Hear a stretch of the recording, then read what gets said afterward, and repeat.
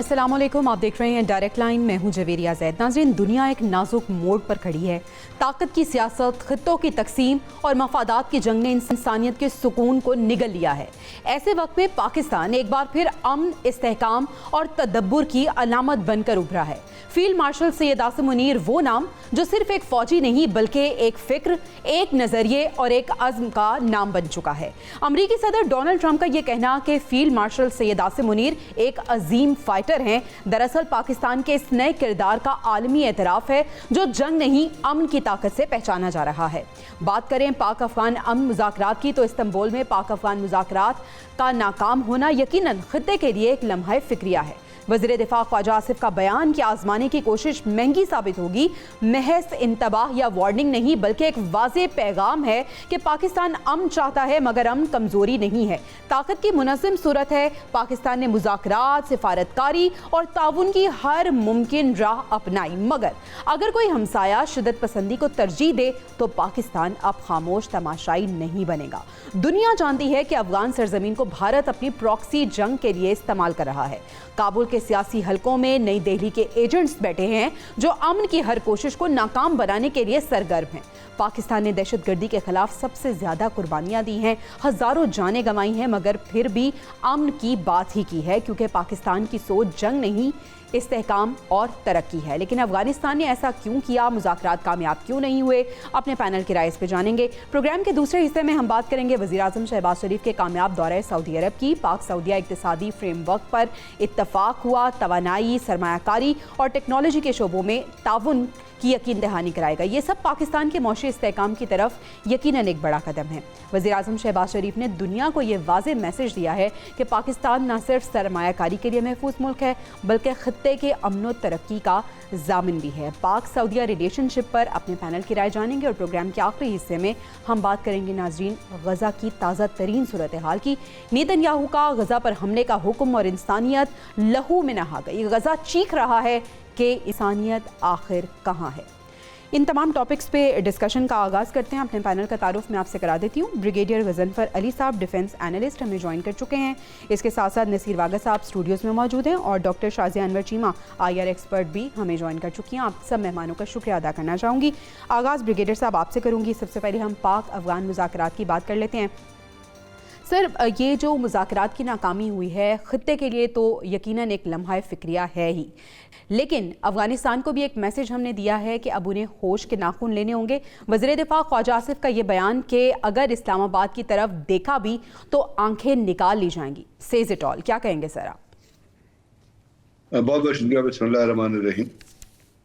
पाकिस्तान अफगानिस्तान के ताल्लुकात का बैकग्राउंड तो अब आपको पता ही है, बल्कि आजकल तो हर बच्चे की ज़बान पे है। और उन ताल्लुकात के अंदर बावजूद इसके कि पाकिस्तान ने अफगानिस्तान के लिए हर वो काम किया है जो एक हमसाया मुल्क दूसरे हमसाया मुल्क के लिए करता है, चाहे वो अपना बरादराना रिश्तों पे हो, चाहे वो मज़हब के रिश्ते पे हो, चाहे वो शेयर्ड बॉर्डर्स के रिश्ते पे हो। और ये एक दफ़ा की बात नहीं है बल्कि एक सदियों का किस्सा है और ये 1947 से आगे का किस्सा है। उसमें मुख्तलिफ मौके पे, चाहे अब ये हुकूमत है या इससे पहले जो हुकूमत रही हैं, उनका पाकिस्तान की तरफ रवैया कभी भी बरादराना या दोस्ताना नहीं रहा। हम ऐसे ही एक ऊपर नीचे के ताल्लुकात के अंदर चलते रहे। और बल्कि 65 के दौरान मुझे याद है इन्होंने मामंत के ऊपर हमला भी किया था जो हमारे खबाजियों ने पेशवा किया था। वो एक तारीख है, उसको बार बार जितना दोहराएंगे उतनी उसमें तकलीफ दे इशारे जो सामने आएंगे। लेकिन इस टाइम फ्रेम वर्क में जो हुआ है जिसमें मैं और आप बैठे हैं और अब इसकी बातचीत कर रहे हैं, उसमें भी ये मैं इस चीज़ की तरफ आपकी तवज्जो दिलाना चाहूँगा कि पाकिस्तान की जो आर्मी है, पाकिस्तान की जो फोर्सेज हैं, वो कुछ 20 साल से कोई वेस्टर्न बॉर्डर पे आप शुरू कर दीजिएगा अपर कोरम से, लोअर कोरम से, और आप ऊपर कोयटा तक, कोई स्पिन बोल्दक तक, चमन तक चली जाइएगा। वहाँ पाकिस्तान की फोर्सेज है, कुछ 20 साल से वहाँ पे जो कोई दहशतगर्दी हो रही थी, फिर अमेरिकन फोर्सेज आ गई थी, तो और उनकी तादाद पिछले कोई 7-8 साल में तो और ज़्यादा हो गई है क्योंकि दहशतगर्दी की वारदातें अफगानिस्तान के अंदर से पाकिस्तान के अंदर हो रही थी। फिर वहाँ पे फेंस भी लगाई गई, वहाँ पे चेक पोस्ट भी बनाई गई। लेकिन तमाम चीज़ों के बावजूद, पाकिस्तान के एक्टिव डिप्लॉयमेंट के बावजूद, पाकिस्तान की तरफ से कोई एक वाक़या ऐसा नहीं हुआ जब पाकिस्तान ने کوئی افغانستان کے اوپر کوئی بمباری کی ہو, کوئی حملہ کرنے کی کوشش کی ہو, ان کی سرزمین پہ کوئی ہمارے فوجی گئے ہوں. آج تک ایسا کوئی واقعہ نہیں ہوا, بلکہ ان کی طرف سے جو لوگ ہیں انفلٹریٹر اور دہشت گرد, وہ کانسٹنٹلی پاکستان میں آتے رہے. اور ابھی جب بھی مذاکرات ہو رہے تھے, جب بھی آپ نے دیکھا کہ 10 آدمیوں کی تشکیل تھی, 25 آدمیوں کی تشکیل تھی جس کو پاکستان نے ٹارگٹ کیا, اور اسی بیسس پہ پاکستان 1 پوائنٹ ایجنڈے کو لے کے مذاکرات کر رہا تھا. اور اس 1 پوائنٹ ایجنڈے سے لنک کافی ساری چیزیں تھی جو بنیادی طور پہ اس سے لنک جو باقی چیزیں تھی وہ افغانستان کی بیٹرمنٹ کے لیے تھی. کہ اگر آپ نے ویزا ریجیم کرنا ہے, اگر آپ نے پیپل ٹو پیپل کنٹیکٹ کرنا ہے, آپ کو پتا کتنے لوگ ہیں افغانستان سے پاکستان کے اسپتالوں میں علاج کرانے کے لیے آتے ہیں. تو یہ تمام چیزیں ریئلائز کرانے کی کوشش کی گئی اس وقت جب ورلڈ فوڈ پروگرام جو ہے وہ ہم نے تو ریئلائز کرانے کی ایک بار پھر کوشش کی گئی, لیکن دوسری طرف سے ڈینائی کیا گیا ہے. واغر صاحب, کیوں ایسا ہوا کہ ہمارے جو معقول مطالبات تھے وہ نہیں مانے گئے؟ ہمارا ایک 1 پوائنٹ ایجنڈا تھا, بڑا واضح تھا, اور ان جو مطالبات ہمارے تھے اس میں بہت زیادہ ہم نے افغانستان کی بھی بات کی, ان کی بہتری کی بات کی. اچھا, بڑی انٹرسٹنگ چیز یہ ہوئی کہ وفد کئی بار ایسا لگا کہ مان رہا ہے یہ مطالبات, لیکن فائنلائز کچھ بھی نہیں ہوا. کیا وجہ بنی؟ ہمیں یہ دیکھنا ہوگا کہ اس کے پیچھے کیا ہے. اس کے پیچھے ہے بھارت. اصل بات یہ ہے کہ افغانستان کے لوگ تو شاید مان جاتے, لیکن بھارت ان کو اپنی انگلیوں پہ جس طرح نچا رہا ہے. حقیقت یہ ہے کہ جو بھارت نے ابھی تازہ شکست پاکستان سے کھائی ہے, اس نے اب اصل جو کوریڈور استعمال کرنا شروع کیا ہے وہ ہے افغانستان کا. وہ یہ چاہ رہے ہیں کہ مسلمان کو مسلمان کے ہاتھوں ہی لڑایا جائے, اور اس کے لیے ٹول کے طور پر وہ افغانستان کو استعمال کر رہے ہیں. اب ان کے اندر یہ عقل نہیں آ رہی کہ پاکستان کا جو رشتہ ہے افغانستان کے ساتھ وہ کتنی تہوں پہ مشتمل ہے. مسلمان ہونا, آپس میں اتنے قریبی تعلقات ہونا, پھر اتنے اچھے ہمسایہ ہونا, پھر پوری تاریخ گواہ ہے. جیسے بریگیڈیئر صاحب نے کہا ہے, پاکستان کی افواج نے اور پاکستان نے آج تک افغانستان پہ کبھی حملہ نہیں کیا. یہ پوری تاریخ میں. اور میں آپ کو بتاؤں کہ پاکستان کے اندر ہونے والی دہشت گردی کا جو سب سے بڑا کوریڈور ہے وہ ہمیشہ سے افغانستان رہا ہے, اور یہی بارڈر جو ہے یہ ہمارے لیے پرابلمٹک بنتا رہا ہے, اور یہیں سے ہی سارے دہشت گرد آتے رہے. آپ دیکھ لیں, کبھی ہمیں ایران سے پرابلم نہیں ہوئی, کبھی اور ایون کہ بھارت کس طرح استعمال کر رہا ہے افغانستان کو کہ وہ وہاں سے دہشت گردی کی لہر پاکستان کے اوپر نافذ کرتا ہے, اپنی طرف سے نہیں کرتا, تاکہ ہمارے اوپر الزام نہ آئے. اور افغانی یہ سمجھ ہی نہیں پا رہے کہ ہمارا کتنا بڑا انٹرنیشنل لیول پہ نقصان ہو رہا ہے کہ ہم اپنے مسلمان برادر ملک جو ہمارا ہمسایہ ملک ہے, ہم ان کے ساتھ ہونے والے جو پرامن مذاکرات ہیں, پاکستان نے ہمیشہ ڈیفینسو رول ادا کیا ہے, کبھی اوفینسو پاکستان نہیں رہا. پاکستان نے کبھی حملہ نہیں کیا. ڈیفینسو رول تو ہم نے ادا کیا ہے, ہم ہارڈ سٹیٹ بھی نہیں رہے, لیکن ابھی کتنی وقت یہ اہم ضرورت ہے اوفینسو ہونا اور ایک ہارڈ اپروچ اپنانا؟ دیکھیں, ابھی بھی ضرورت ہے پاکستان کو کہ وہ ڈیفینسو ہی رہے. میرا خیال ہے ایز اے مسلمان, ایز اے نیبر, ایک اچھے ہمسائے کی طور پر ہر اس حد تک ہمیں صبر کرنا ہوگا. اور ایک اور اہم بات, پاکستان نے آج تک اتنا صبر کا اور تحمل کا مظاہرہ کیا ہے کہ پوری دنیا دیکھ رہی ہے, اتنی شہادتیں, اتنا بڑا نقصان, ہزاروں یہی وجہ ہے کہ خواجہ آصف کہہ رہے ہیں کہ اب ہمارا صبر کا پیمانہ آپ لبریز نہ کریں, آپ آزمانے کی کوشش کی تو مہنگی ہو جائے گی. ڈاکٹر شازی صاحب, آپ وفد کے پاس آخر اختیارات کیا موجود تھے؟ وفد کی جو ڈوریں تھیں وہ تو کابل سے کھینچی جا رہی تھیں, اور کابل کے پاس بھی کوئی اختیارات نہیں تھے. کابل کو جو بھی میسیجز آ رہے تھے وہ بھارت سے آ رہے تھے. کیا اختیارات تھے وفد کے پاس؟ دیکھنے میں تو یہی آیا ہے, جو انفارمیشن وہاں سے آئی ہے, کہ وفد جو ہے وہ ہر کلاس کے بعد ایک کال کر رہا تھا, اور کابل میں, اور پھر کافی ٹائم لگتا تھا, اور پھر وہ اگلی بات جو ہے, پھر جب ڈرافٹ کمپلیٹ ہو جاتا تھا پھر ان کی لمبی لمبی کالز ہوتی تھی. تو جو میری سمجھ میں یہ آیا ہے کہ افغان رجیم یہ سمجھی تھی, طالبان رجیم, کہ جس طرح وہ پہلے معاہدہ کرتے ہیں اور پھر چلے جاتے ہیں, اور پھر اس کا کوئی بعد میں چیک اینڈ بیلنس نہیں ہوتا, اور اس کے بعد پھر نئی جو ہے وہ تعویلیں گھڑی جاتی ہیں, اور بس اسی طرح کا کام ہوگا. لیکن پاکستان جو ہے وہ اس دفعہ یہ ان کے لیے ایک بہت بڑی, پاکستان کے لیے ڈپلومیٹک وکٹری بھی ہے, کہ جب دوحہ میں یہ مذاکرات ہو رہے تھے تو وہاں پہ اس سے پہلے متقی صاحب انڈیا میں فرما رہے تھے کہ جی ہم تو نہیں جانتے, ہمارے پاس تو کوئی ٹیررسٹ نہیں ہے, اور پاکستان اپنا ہاؤس ان آرڈر کرے، اس کا انٹرنل پرابلم ہے. دوحہ میں وہ مان گئے کہ جی ہاں ہمیں ہمارے پاس بھی ہیں، ہم جانتے بھی ہیں، ہم رابطہ بھی کریں گے. تو ان کا خیال تھا کہ بس بات اتنی ہی رہے گی، ترکیے میں بھی جا کے بات ایسے ہی ہوگی. لیکن وہاں پہ جا کر ایک کمپریہنسو جو ہے وہ فریم ورک کی بات ہونے لگی، جس کے اندر سیکیورٹی جو ہے اس کو مانیٹر کرنے کے لیے ایک مانیٹرنگ باڈی بنانے کی دوست ممالک کی طرف سے بات ہوئی، جس کے اندر ہائی لیول کے انٹیلیجنس آفیشل موجود تھے.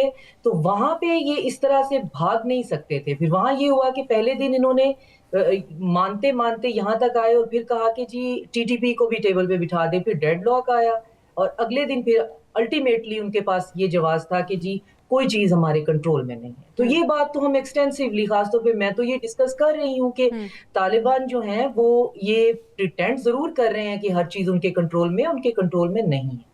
اور ساتھ میں انہوں نے آکسیلری 2 پوائنٹس جو ہیں وہ رکھے، جو کہ ہمارے میڈیا پہ زیادہ ڈسکس نہیں ہو رہے لیکن وہ بہت امپورٹنٹ ہیں. وہ یہ ہیں کہ ہمیں جو ہمارا پولیٹیکل سچویشن ہے اس کو بھی ٹیبل پہ رکھا جائے اور پروسیجرل ایشو بھی ٹیبل پہ جو ہیں وہ ڈسکس کیے جائے. اب پولیٹیکل ایشو کا کیا مطلب ہے؟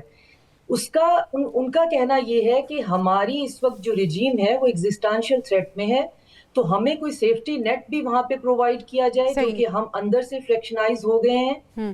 ہماری حکومت کو بھی وہاں ٹکائے رکھا جائے، ٹی ٹی پی سے آپ خود نمٹ لیں، اور ساتھ میں یہ کہ آپ جو پورا پروسیجر ہے اس میں ہمارے لیے وہ سافٹ کارنر بھی رکھیں، بارڈر بھی سافٹ رکھیں، اپنی ایئر سپیس بھی یوز نہیں کریں. پھر وہاں پہ ریسیپروکل ہونے کی بات بھی ہوئی. تو اس کا ٹوٹل سم یہی نکلتا ہے جو ہم آلریڈی ڈسکس کر رہے ہیں کہ ان کے پاس کیپیسٹی اور کیپیبلٹی نہیں ہے ان ساری چیزوں کو سمجھنے کی، اور دوسری ان کے پاس اب پولیٹیکل ول بھی نہیں ہے کیونکہ ان کے پاس کوئی پولیٹیکل پاور ہی نہیں ہے. تو پاکستان جو ہے وہ ایک ڈپلومیٹک وکٹری تو اس کے لیے ہے کہ وہ اب پاکستان کچھ بھی جو ہے وہ کر سکتا ہے کیونکہ اس کے پاس یہی سوال میں بریگیڈیئر صاحب آپ کے سامنے رکھنا چاہوں گی. مذاکرات تو ناکام ہو گئے ہیں، اب کانسیکوینسز کیا ہوں گے؟ کیا آپشنز چھوڑے ہیں افغانستان نے پاکستان کے لیے؟ اور دوسری طرف ہم دیکھ رہے ہیں کہ ڈونلڈ ٹرمپ نے ایک بار پھر فیلڈ مارشل کی تعریف کی ہے، انہیں عظیم فائٹر کا ہے. پہلے انہوں نے کہا تھا میرے فیوریٹ ہیں، اب عظیم فائٹر. تو ایک طرف دنیا موترف ہو رہی ہے پاکستان کی، پاکستانی ہمارے سپاہ سالار کی، ہمارے جو فیلڈ مارشل ہیں ان کی، اور دوسری طرف افغانستان کے ساتھ جو بات ہے مذاکرات نہیں ہوئے. کانسیکوینسز کیا ہوں گے سر؟ دیکھیے کانسیکوینسز اگر 2 + 2 4 کریں تو کانسیکوینسز جو ہے وہ تو بہت اپنا ایک نازک اور خطرناک حالات کی طرف جاتے ہیں. صحیح. کیونکہ اس وقت پاکستان جس جگہ پر کھڑا ہوا ہے اس میں آپ نے جس طرح کہا کہ وہ جو مذاکرات ہے وہ ناکام ہو گئے. اب اگر مذاکرات ناکام ہوئے تو اس کا الٹیمیٹ رزلٹ کیا نکلے گا؟ رزلٹ یہ نکلے گا کہ پاکستان کے اندر دہشت گردی کی وارداتیں جو ہیں وہ جاری رہیں گی. جس طرح تشکیلیں ان کی آتی ہیں وہ آتی رہیں گی، اور افغانستان کی گورنمنٹ کسی طرح بھی ان دہشت گرد تنظیموں کو رین ان نہیں کرے گی جو پاکستان ان کو بتا رہا تھا. پاکستان ہی نہیں بتا رہا تھا بلکہ اگر آپ کو یاد ہو تو ماسکو فارمیٹ کے اندر چائنا نے بھی بتایا، رشیا نے بھی بتایا، ایران نے بھی بتایا، اور یہاں تک کہا کہ آپ کے گھر 33 تنظیمیں کام کر رہی ہیں. اب وہ جو تنظیمیں اس میں سے ایک ETIM ہے، اس کا مطلب ہے اگر وہ رین ان نہیں کریں گے تو کل کو آپ چائنا میں بھی ٹیررسٹ اٹیک ہوتے دیکھیں گے. صحیح. پھر چونکہ یہ کہا جا رہا ہے کہ القاعدہ بھی سٹرونگ ہو رہی ہے، تو ابھی یہ چیز جو یہ فلکرم جو ہے سینٹرل ایشین ریپبلک اور رشیا کی طرف بھی شفٹ ہوگا، تو وہ ریجنل جو اسٹیبلٹی ہے وہ بھی خطرے میں آئے گی. دوسری آپ دیکھ رہے ہیں کہ بھارت کے جو ہے وہ ایک ایکسرسائز کر رہا ہے ترشول کے نام سے، جو اور انہوں نے نوٹم وغیرہ بھی جاری کیا ہوا ہے. تو وہ اس کا مطلب کہ ایسٹرن تھیٹر جو ہے وہ بھی وارم ہو جائے گا، اور اس میں سر کریک اور نیچے جو باتیں ہیں وہاں جو جس طرح وہ اپنے ڈرون ٹیکنالوجی کو لے کے آ رہے ہیں، اور کہا جا رہا ہے کہ اسرائیلی درشتی اسٹار لائنر ڈرون جو ہے وہ بھی ان کو ڈیلیور ہوئے ہیں. تو اس میں یہ بھی توقع کی جا سکتی ہے کہ بھارت کچھ اور نہ کرے تو کوئی 1000 2000 3000 4000 ڈرون ہی جو ہے وہ پاکستان کی طرف لانچ کر دے گا، جیسے پہلے بھی بھارت نے کیے تھے. تو وہ ایک اور ٹسل کو جنم دے گا. تو بات یہ ہے کہ اس میں چونکہ آپ نے کہا کہ ڈونلڈ ٹرمپ نے بھی یہ کہا کہ میں افغانستان کا مسئلہ حل کراتا ہوں، اور افغانستان اور پاکستان کا. اور اس کے بعد جو افغان وفد جو مذاکرات کر رہا تھا سقانی اور اس کے ساتھ جو ان کے ڈپٹی پرائیویٹ، انہوں نے بھی یہ اندیا دیا کہ تھا کہ جی اگر امریکہ درمیان میں آ کے بیٹھے، اب امریکہ کیوں درمیان آ کے بیٹھے؟ وہ امریکہ کو اس لیے درمیان میں آ کے بٹھا رہے تھے کہ جیسے ابھی بات ہوئی، میڈم نے بات کی کہ شاید وہ پولیٹیکل جو ان کی لیڈرشپ ہے یا پولیٹیکل سیٹ اپ، اس کی بھی وہ اسٹیبلٹی، اس کی کنٹینیوٹی چاہتے ہیں، کیونکہ بہت ساری خبریں ایسی بھی آ رہی ہیں کہ ان کے اندر اپنے اندر جو ہے وہ کافی اٹھاس پٹاس ہو رہی ہے. اچھا واقع صاحب سے پوچھ لیتے ہیں، واقع صاحب افغانستان میں پولیٹیکل رجیم خطرے میں ہے جو یہ مطالبہ انہوں نے رکھا ہے؟ بڑی ہی ٹوٹی پھوٹی اور بڑی کمزور حکومت ہے اس وقت حقیقت میں. جو ان کا انٹرنل سیٹ اپ ہے وہ ٹوٹ پھوٹ کا شکار ہے. آپ دیکھیں کہ نہ تو وہ کوئی پراپر کابینہ بنا پا رہے ہیں، نہ ان کا خود اپنے ملک اور اپنے سسٹم پر اتنا جو کنٹرول ہے. اب جو افغان یہ لوگ جو وہاں پہ ٹرکی گئے ہیں، ایک ایک چیز وہ بھارت سے پوچھ رہے تھے. پہلے وہ کابل سے پوچھتے تھے، پھر کابل بھارت سے پوچھتا تھا، پھر وہ جواب دیتے تھے. تو اس طرح کے مذاکرات تو کبھی بھی کامیاب نہیں ہونے. کیا افغانستان کو اس چیز کا اندازہ نہیں کہ جو پاکستان میں در اندازی ہو رہی ہے وہ افغان بارڈر سے ہو رہی ہے اور وہ بھارت کروا رہا ہے؟ اچھا یہ صرف ہم نہیں کہہ رہے، یہ پوری دنیا کہہ رہی ہے. سارے ممالک اس حقیقت سے آگاہ ہیں کہ پاکستان کے اندر جتنا جانی نقصان، جتنی دہشت گردی آج تک ہوئی ہے وہ افغانستان کے راستے سے ہوئی ہے. بھئی افغانیوں کو یہ سوچنا چاہیے کہ اس خطے میں امن کے لیے ان کو پاکستان کے ساتھ کھڑا ہونا پڑے گا. اور دیکھیے پاکستان خود چل کے مذاکرات کے لیے گیا. ابھی ہمارا اپر ہینڈ ہے افغانستان کے اوپر. اس کے باوجود چونکہ پاکستان امن چاہتا ہے، ہمارے مسلح افواج امن چاہتے ہیں، تو کیا کچھ فرق پڑے گا؟ جی بالکل، امریکہ کے میڈیٹر بننے سے بالکل فرق پڑے گا اور ڈونلڈ ٹرمپ اس میں بہت اہم کردار ادا کر سکتے ہیں، اس میں کوئی شک نہیں ہے. وہ ان کو، حالانکہ انہوں نے اپنی طرف سے بھارت پہ بہت پریشر ڈالا ہوا ہے. آپ یہ دیکھیں کہ جب ڈونلڈ ٹرمپ ہمارے چیف کی وہ تعریف کرتے ہیں، ہمارے پرائم منسٹر کی تعریف کرتے ہیں، پھر انہوں نے کہا ہے کہ بڑے عظیم جی آپ دیکھیں کہ اسی وقت تو بھارت کو پھر پیٹ میں درد شروع ہو جاتا ہے کہ یار یہ ڈونلڈ ٹرمپ کس طرح پاکستان کے لوگوں کی، ان کی مسلح افواج کی اور ان کی حکومت کی تعریفیں کر رہا ہے. یہی تو وہ تکلیف ہے کہ پوری دنیا کے اندر جو پاکستان کا چہرہ ہے وہ بڑا کلین کر رہا ہے ڈونلڈ ٹرمپ، اور اس کو وہ خراب کرنے کی پوری کوشش کر رہے ہیں. اور اس کے لیے افغان ان کے لیے بہترین کھلونا بنایا ہوا ہے انہوں نے ہاتھوں میں کہ ان کے ذریعے ہم پاکستان کے اندر انریسٹ اور دہشت گردی پیدا کریں. اور یہ نقصان ہے حقیقت میں افغانستان کا اندر اپنا انٹرنل نقصان ہوگا. الٹیمیٹلی ان کو پتا چل جائے گا کہ جو بھارت ہمیں جس طرح انگلیوں پہ نچا رہا ہے اس کا ہمیں ہی آخر نقصان ہوا. صحیح. ڈاکٹر صاحب، آپ پاک افغان مذاکرات کی ناکامی خطے کے لیے تو ایک بہت بڑا خطرہ بن ہی رہا ہے، لیکن اب ہم نے اس سے نکلنا کیسے ہے؟ پوری دنیا جان چکی ہے. اگر ہمیں یہ پتا ہے کہ افغانستان میں جو کچھ ہو رہا ہے وہ بھارت کے کہنے پر ہو رہا ہے اور بھارت سو کالڈ جو ان کا آپریشن سندور تھا اس کی کنٹینیوٹی ہی کر رہا ہے، جو وہ مان بھی رہا تھا. اب ہمیں کرنا کیا ہے؟ کون کون سے ایسے فورمز ہیں جن کو استعمال کرنے کی ضرورت ہے؟ سفارتی سطح پر آپ کو لگتا ہے پاکستان اپنا کردار بھرپور انداز میں ادا کر رہا ہے؟ پاکستان اپنا جو کردار ہے بھرپور طریقے سے ادا کر رہا ہے، اور سفارتی طور پہ افغانستان کے معاملے میں ویسے تو ہر چیز کلیئر ہے اور ہمارے جو ڈپلومیٹ ہیں وہ بہت بہترین کام بھی کر رہے ہیں. لیکن افغانستان کے معاملے میں افغانستان کا ریجن کے اندر اکلوتا ایڈوکیٹ، اور پھر کچھ ٹائم کے بعد مجھے لگتا تھا کہ ہم ان کے اپولوجسٹ ہیں. تو افغانستان کے لیے جو ہے وہ لابینگ کہیں اور سے کوئی نہیں کرنے والا ہے. یہ ایک انٹرم گورنمنٹ ہے اور خدا جانے یہ اگلے جنم تک اب انٹرم ہی رہنے والی ہے. اس نے تو آل انکلوسیو گورنمنٹ بننا تھا.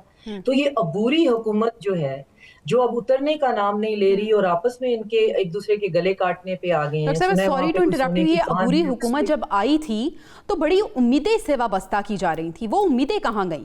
کیا یہ امیدوں پہ پورا نہیں اترے یا پھر یہ ایسے ہی تھے؟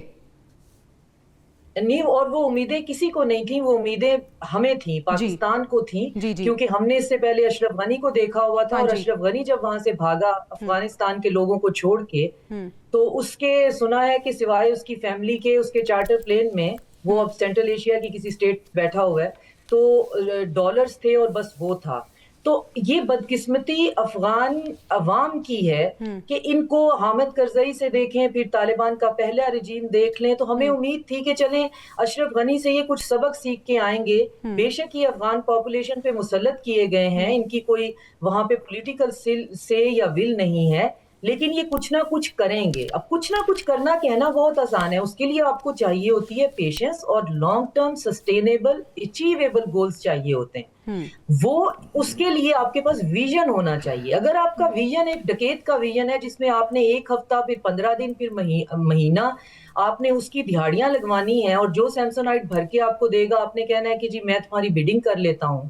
یہی ان کی ہسٹری ہے, پچھلی کم از کم 200 سال کی ڈاکومنٹڈ ہسٹری ہے کہ جو ایمپائر آتی ہے آج وہ یہ ڈسٹارٹیڈ ہسٹری میں جو بھی دعویٰ کریں یہ اس کے فٹ سولجر بن جاتے ہیں. بہت دعویٰ کرتے ہیں جی ہم تو گریو یارڈ بن گئے امریکہ کا بھی اور USSR کا بھی, تو یہ اگر کلیئرلی اور آنیسٹلی اس پہ بات کریں ارنیسٹلی تو یہ فٹ سولجر تھے اس میں بھی, ہمارے بھی اور پھر جو الائڈ فورسز تھیں ان کے بھی. تو کہنے کا مطلب یہ ہے کہ افغان جو پاپولیشن ہے وہ اس میں پستی ہے. 2.0 جو طالبان آئے ہیں ان کے پاس بھی کوئی ویژن نہیں ہے. انہوں نے عام بندے کے لیے, ہم ان کے لیے جا کے ایڈوکیسی کر رہے ہیں جی سینٹرل ایشیا سے ٹرین جو ہے وہ یہاں تک آ جائے, چائنا انویسٹمنٹ لے جائے. انہیں ٹیررسٹ کی انویسٹمنٹ جو پاکستان میں ہوتی ہے اس کو ہمیں ملٹری گریڈ کی پروٹیکشن دینی پڑتی ہے. بالکل ایسا ہی ہے. تو یہ دنیا میں کہاں ہوتا ہے کہ ایک سڑک بنانے کے لیے آپ کو ملٹری گریڈ پروٹیکشن دینی پڑ رہی ہو؟ کہاں کہاں ہم نے گارنٹیاں دی ہوں گی چائنا کو کہ آپ جائیں وہاں پہ آپ کے انجینئر بھی سیف رہیں گے, آپ کی انویسٹمنٹ بھی سیف رہے گی, انفراسٹرکچر بھی سیف رہے گا. افغان پاپولیشن کے لیے کچھ کر لے. تو آپ کا سوال یہ تھا کہ ڈپلومیٹکلی کیا دنیا کو اس سے کوئی فرق نہیں؟ دنیا کو تو دنیا ان کو مان ہی نہیں رہی, ان کو مان ہی صرف ہم رہے. دنیا کیا یہ افغانی بھی ان کو نہیں مان رہے ہیں؟ خیر مذاکرات تو ناکام ہیں, لیکن ہمارے وزیر دفاع نے واضح پیغام کیا کہ اگر انہوں نے اس بار کوئی بھی خلاف ورزی کی تو ہمیں اگر افغانستان میں گھس کر بھی انہیں ماننا پڑا تو ہم اسے دریغ نہیں کریں گے. ناظرین بریک پہ جانے, بریک سے واپس آئیں گے تو ہم وزیر اعظم شہباز شریف کے کامیاب دورہ سعودی عرب کی بات کریں گے. Stay with us. Welcome back ناظرین. وزیر اعظم شہباز شریف کے کامیاب دورہ سعودی عرب کی بات کریں. MBS کے ساتھ ان کی اہم ملاقات بھی ہوئی, اہم معاہدوں پر اور MOUs پر دستخط بھی ہوئے. بریگیڈیئر صاحب, اقتصادی تعاون کے نئے فریم ورک پر اتفاق کیا گیا, اس کے ساتھ ساتھ کچھ نئے پروجیکٹس کے آغاز پہ بھی بات کی گئی. کیا لگتا ہے آپ کو سعودیہ کے ساتھ ہمارے جو تعلقات ہیں وہ نئی بلندیوں کو چھونے والے ہیں؟ اس سعودی عرب کے ساتھ تو تعلقات ہمارے بہت دیرینہ اور بڑے کلوز رہے ہیں اور مختلف شعبہ ہے زندگی میں, چاہے وہ آپ کی اکانومی ہے, چاہے وہ پیپل ٹو پیپل کانٹیکٹ ہے, چاہے وہ پاکستان کے اوپر پاکستان کو مختلف مواقع پہ, خاص طور پہ جب پاکستان کی اکانومی کے اوپر کوئی چیلنجز آئے ہیں تو آپ کو ڈیفرڈ پیمنٹ پہ تیل دینا ہو, یا ابھی بھی افغانستان ابھی بھی سعودی عرب نے آپ کو پیسہ دیا ہوا ہے جو رول آن کرتا رہتا ہے. اب جہاں تک آپ ان معاہدوں کی بات کر رہی ہیں جو سعودی عرب اور پاکستان کے درمیان ہوئے ہیں, اور چونکہ اس سے پہلے پاکستان اور سعودی عرب کا ایک دفاعی معاہدہ بھی ہو گیا ہے, اور وہ اس کے اندر بھی بہت ساری چیزیں ہیں جس میں ایک تعاون بڑھانے پہ غور ہے, اور وہ تعاون صرف یہ نہیں ہے کہ کوئی جنگ کے حساب سے, بلکہ اس کے اندر بہت ساری ایسی چیزیں ہیں جو ریسرچ سے, جو ڈیولپمنٹ سے, جو نہ صرف دفاعی محاذ پہ بلکہ باقی اور چیزوں میں ریسرچ اور ڈیولپمنٹ سے بھی تعلق رکھتی ہیں. تو اب یہ جو سعودی عرب کا جو دورہ ہوا ہے اس میں میں اتنا ہی کہنا چاہوں گا کہ اس سے پہلے بھی سعودی عرب نے, آپ کو یاد ہے بہت عرصہ پہلے انہوں نے آئل ریفائنری کی کمٹمنٹ کی تھی $90 بلین سے کوئی جو انہوں نے بنانی تھی بلوچستان میں. تو بہت سارے ایسے پروجیکٹ ہیں جو سعودی عرب نے اس سے پہلے بھی پرومس کیے ہیں لیکن وہ ابھی تک ڈیلیور نہیں ہو سکے. تو ابھی تو ہم یہی کہہ سکتے ہیں کہ اس دورے کے بعد چونکہ پاکستان اور سعودی عرب کا ایک دفاعی معاہدہ ہو چکا ہے اور اس کے اوپر یہ بھی کہا گیا ہے کہ ایک ملک پہ حملہ دوسرے ملک پہ حملہ تصور کیا جائے گا, تو وہ صرف یہ نہیں کہ وہ کوئی فزیکل کانٹیکسٹ میں ہے کہ وہ فوجی آ کے لڑنے لگی, وہ ٹیکنالوجی میں بھی ہے, وہ ریسرچ ڈیولپمنٹ میں بھی ہے, وہ شیئرڈ انٹیلیجنس میں بھی ہے, وہ انٹیلیجنس فیلڈ میں بھی ہے, وہ آپ کی جو ہے ڈپلومیسی کے اندر بھی ہے. تو اب ہم یہ توقع کر رہے ہیں کہ جو معاہدے سائن ہوئے ہیں اس کی کوئی پریکٹیکل مینیفیسٹیشن, پریکٹیکل شیپ جو ہے وہ سامنے آئے گی, اور وہ جو پریکٹیکل شیپ سامنے آئے گی ہم ایکسپیکٹ کریں. اور باقی صاحب پریکٹیکل شیپ اب کتنی ضروری ہے؟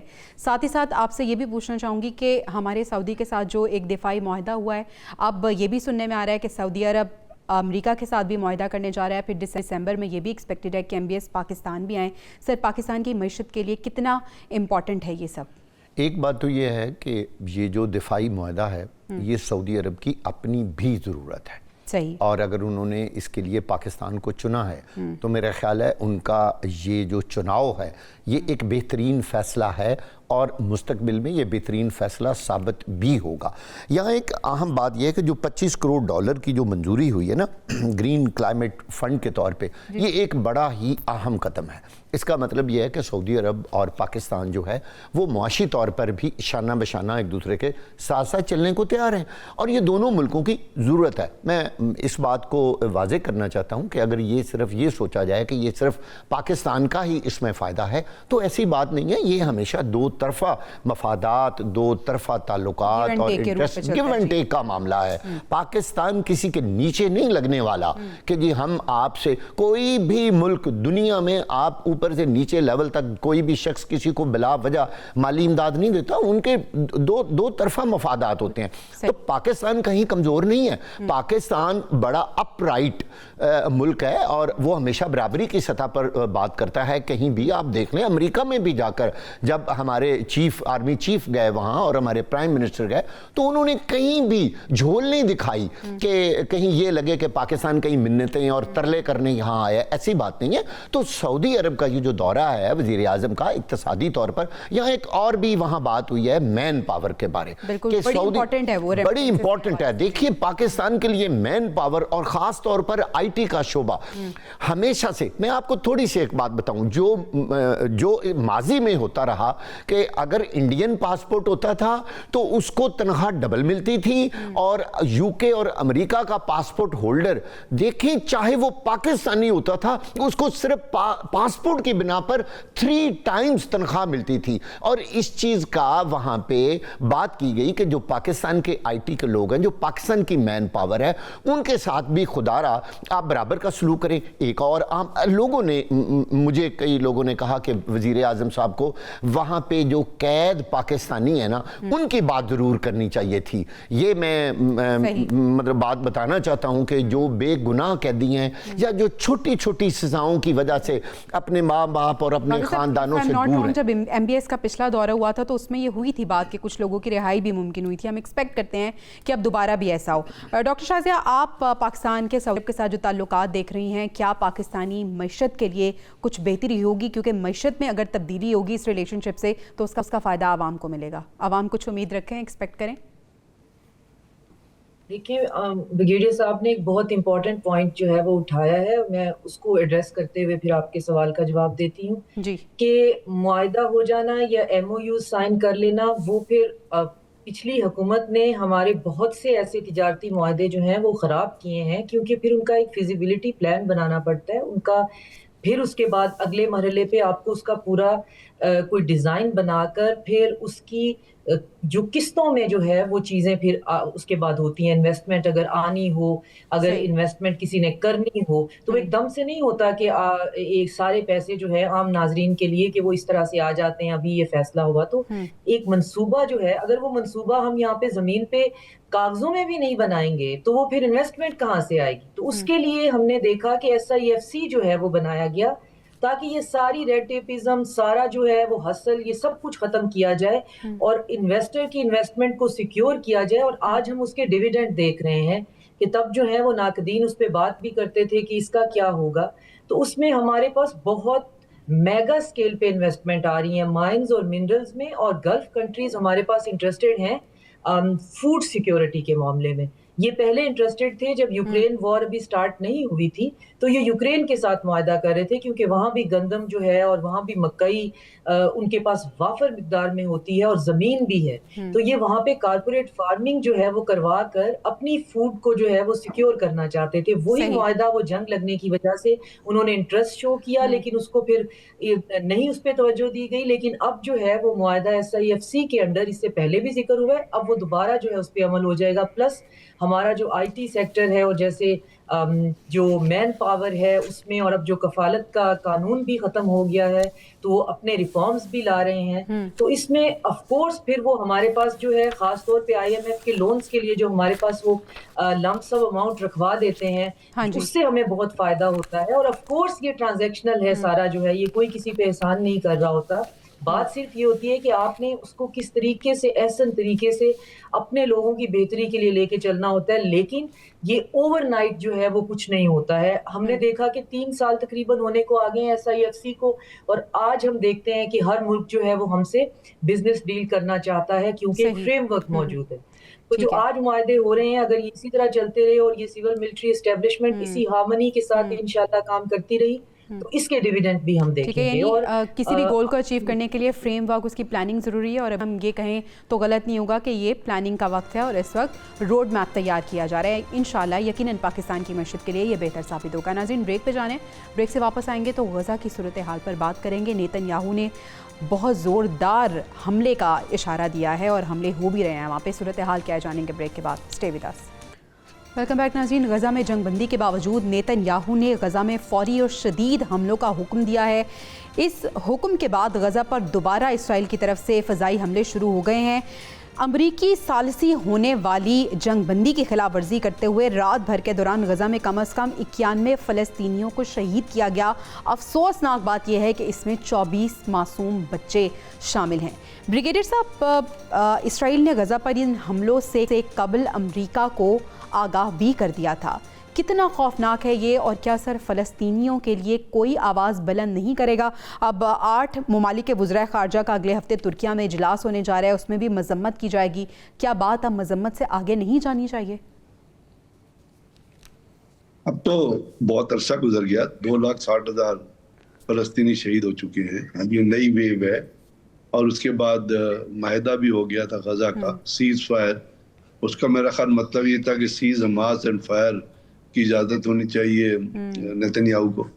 تو یہ تو جس وقت نیتن یاہو کو کوئی ایلیمینیٹ نہیں کرتا یا انٹرنیشنل کورٹ آف جسٹس کے آرڈر کے تحت اس کو اریسٹ نہیں کیا جاتا, اس کی وار کیبنٹ کا جو ہسٹیریا ہے اس کو ختم نہیں کیا جا سکتا, تو یہ 8 ملک بیٹھ جائیں, 52 ممالک بیٹھ جائیں, اس سے پہلے بھی بیٹھے ہیں, کیا رزلٹ نکلا ہے؟ تو آج یہ سوچنا کہ ان 8 ممالک کے بیٹھنے سے کوئی نیتن یاہو جو ہے وہ غزہ میں حملے روک دے گا, وہ پاسبل نہیں ہے. نہ کسی کی کنسرن ہے, نہ ان 8 ممالک کے لیڈروں میں کسی کوئی کنسرن ہے کہ جی وہاں پہ حملے رکنے چاہیے. یہ اگلے ہفتے بیٹھنا کیا ہے, تو امیڈیٹ اٹینشن کی بات ہے اس لیے کہ ایک معاہدہ ہوا ہے اور اس معاہدے کی وائلیشن ہو رہی ہے, اور اس معاہدے کے اوپر بہت شادیانے بجائے گئے ہیں.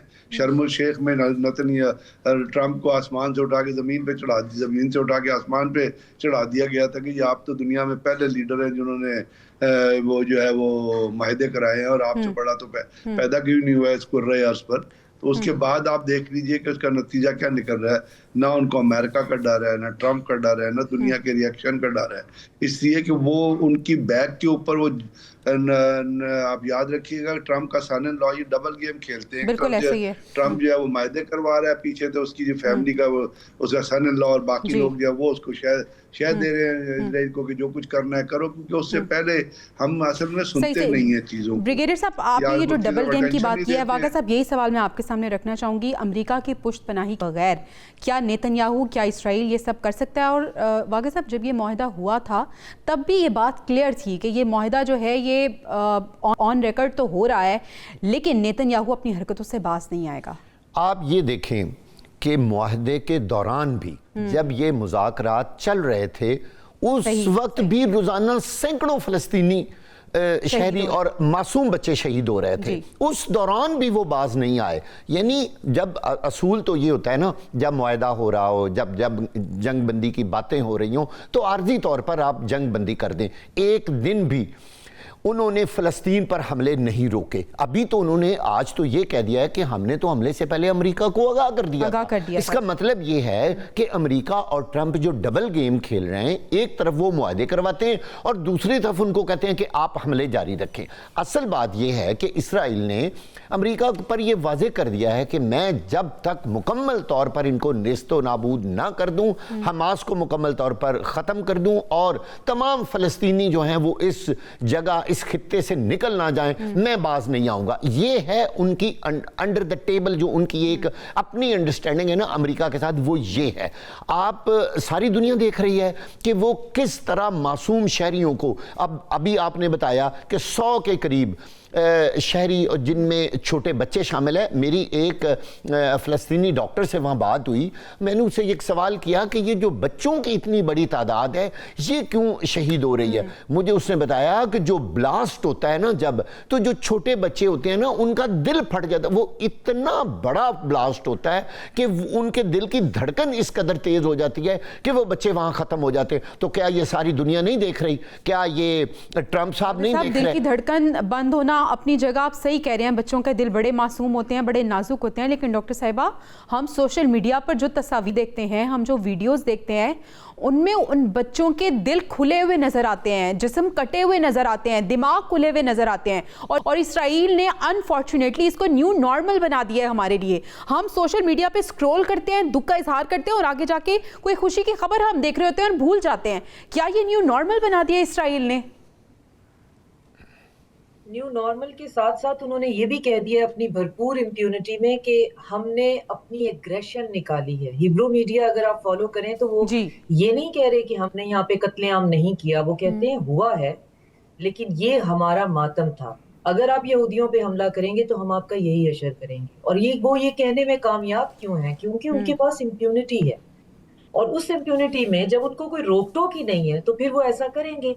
اب جہاں تک ان مذاکرات کی بات ہو رہی ہے, جو ابھی معاہدے کی شکل تو انہوں نے اختیار نہیں کی, وہ فیزز میں ہے جس میں دونوں پارٹیز ایک جگہ پہ بیٹھتی بھی نہیں ہیں, پھر میڈیٹر ہوتا ہے کسی نہ کسی پوائنٹ پہ. تو ابھی ایک بات پہ یہ آمادہ ہوئے تھے کہ ایڈ جو ہے وہ غزہ کے اندر جائے گی, سیز فائر ہو جائے گا, اور پھر جو کیپٹیو ہے وہ ایکسچینج ہو جائیں گے.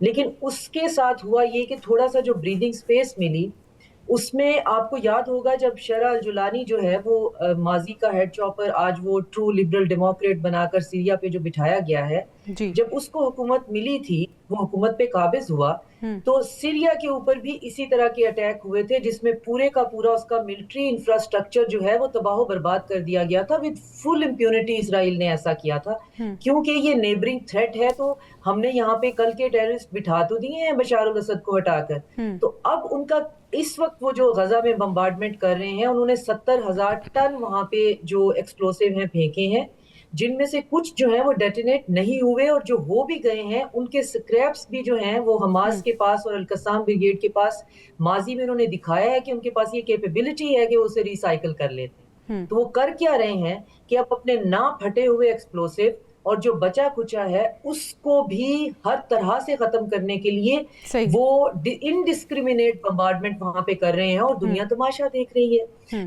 اور دنیا کیا کرے پھر؟ دنیا دیکھیں کچھ ممالک ایسے ہیں, بریگیڈیئر صاحب سے پوچھتے ہیں, بریگیڈیئر صاحب کیا دنیا صرف تماشا ہی دیکھی؟ کیا کوئی آپشن دنیا کے پاس نہیں ہے؟